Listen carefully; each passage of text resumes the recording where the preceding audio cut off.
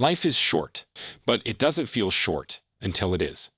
One minute you're planning your future. Next, you're wondering where the last 10 years went. We live like we're immortal until reality taps us on the shoulder. A funeral, a diagnosis, a gray hair in the mirror. And suddenly we remember.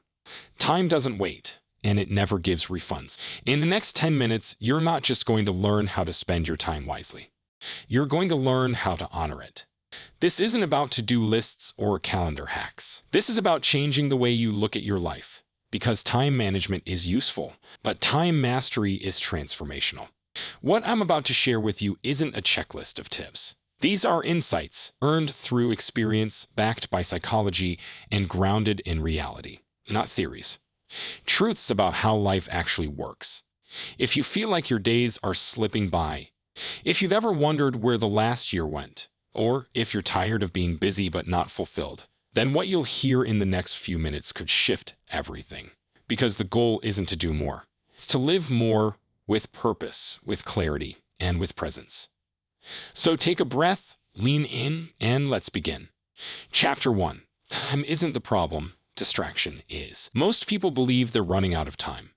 But it's not time they lack, it's focus. The average person has more free time than they think, but it's being drained in tiny, invisible leaks. We don't lose time in big, traumatic ways. We leak it. 5 minutes checking the news. 10 minutes refreshing your email. Half an hour just one more episode. Suddenly, the day is over and we wonder where it went. Distraction is subtle. It doesn't storm in, it sneaks in. And the scariest part? Most of it is voluntary. We invite it into our pockets, onto our desks, and into our minds. Our phones buzz and we obey. Our attention fragments and our day becomes noise. Being busy has become a badge of honor, but being busy is not the same as being intentional. In fact, constant business is often just a clever form of avoidance. Avoiding silence, avoiding clarity, avoiding the responsibility of deciding what truly matters. Here's the wake-up call.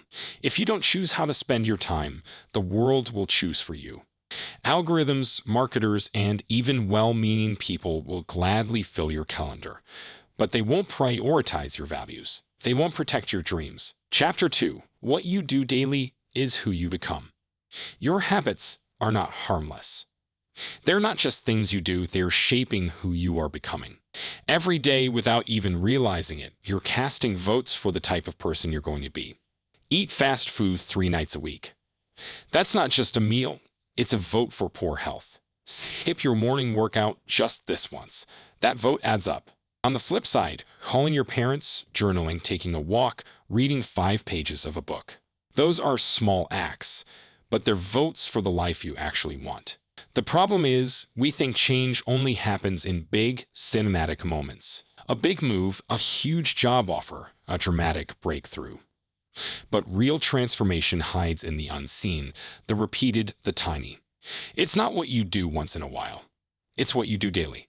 The body you want, the mind you admire, the relationships you dream of. They all start with boring, consistent actions. And that's the good news. You don't need to overhaul your life overnight. You just need to become someone who shows up, again and again. So ask yourself, are your habits building the life you want, or the life you're trying to escape from? Because what you do today isn't just what you do. It's who you're becoming tomorrow. Chapter 3. Say no like your life depends on it. Because it does. Every time you say yes to something meaningless, you're automatically saying no to something meaningful. You're giving away your most precious resource, attention, to people, tasks, or commitments that don't deserve it. And what gets sacrificed? Your peace, your purpose, your people. We've been conditioned to see no as negative, like it's selfish or rude. We fear disappointing others, so we overcome it. We say yes to every invite, every favor, every project, and then wonder why we're exhausted, resentful, and stretched too thin. But here's the truth. No is not rejection. It's protection. It's how you draw boundaries around what matters most. It's how you create space for the things that actually light you up.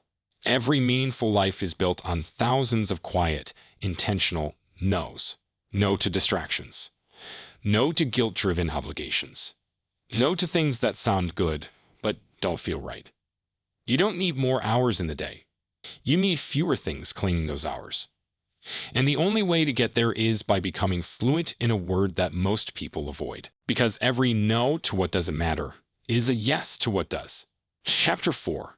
Chase meaning, not milestones. Life isn't a checklist, but far too often we treat it like one. Graduate, get a job, buy the house, married, have kids, retire. We follow the script.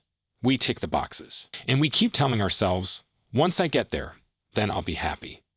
But here's the uncomfortable truth. There is no finish line, no final arrival point where everything suddenly makes sense. You don't arrive at a fulfilling life.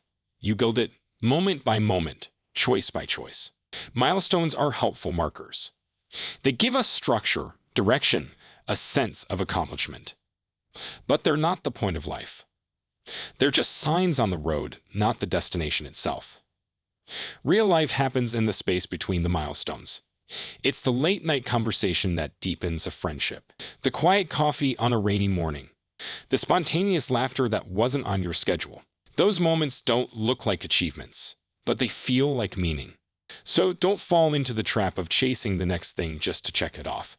Don't let your happiness live on the other side of accomplishment. Ask yourself instead, does this goal bring me alive? Does this path connect me to others? Does this moment matter? Because the most successful people aren't just chasing goals. They're chasing meaning and finding it along the way. Chapter 5. The cost of not changing is greater than the risk. We often fear change because it's uncertain. But do you know what's more dangerous than risk? Regret. Staying in a job that numbs you. Clinging to a routine that shrinks you. Avoiding a dream that scares you. Comfort feels safe until it turns into a cage. Growth never happens without discomfort, but neither does a life worth living. So if you're scared to start something new, that means you're alive. It means you still have time to try. Chapter 6. Be present or be absent. There is no in between. Your body can be here, but your mind can be 1,000 miles away. You've done it. I've done it. Smiled in the photo but thought about work. Listened to someone talk but mentally scrolled Instagram. We are surrounded by moments that want to love us, but we're too distracted to notice. So here's the challenge. When you're with people, be with them. When you're alone, be there too. Chapter 7. Live now so you don't wish later. One day you'll look back at today, and you'll either smile, or you'll wish you had shown up more fully. The truth is, life doesn't send reminders. There's no pop-up that says, this moment matters. But it does. Every day, you are building the memories you'll carry for the rest of your life. The problem: most people wait. They wait for the perfect time, the perfect conditions, the perfect version of themselves. They wait until the kids are older, until they have more money, until they figure it out. But waiting is risky, because while you wait for life to begin, life keeps going. Here's the deeper question. Will you wait for life to push you into clarity, a loss, a crisis, a wake-up call?